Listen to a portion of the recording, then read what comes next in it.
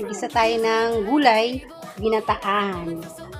Ginataang kalabasa, tsaka sitaw.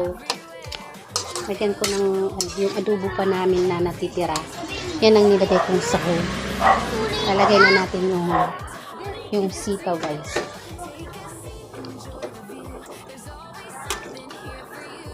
Inuna ko yung kalabasa para gusto ko kasi yung medyo nadudurog na yung kalabasa para dun sa sabaw.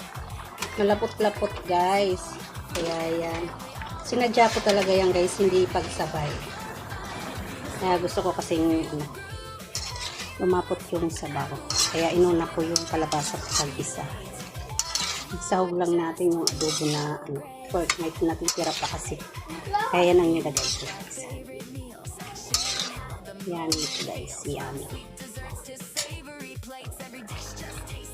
Wow! Yummy, guys! Sarap!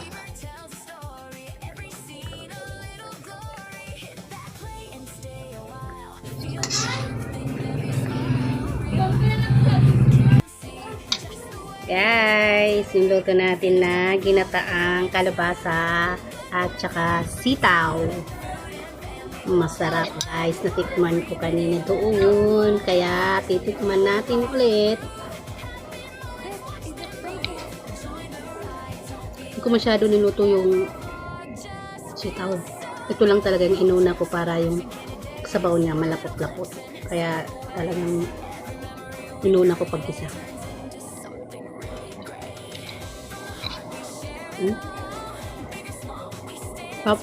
Grabe.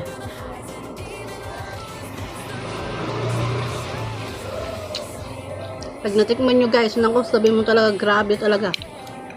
Sarap.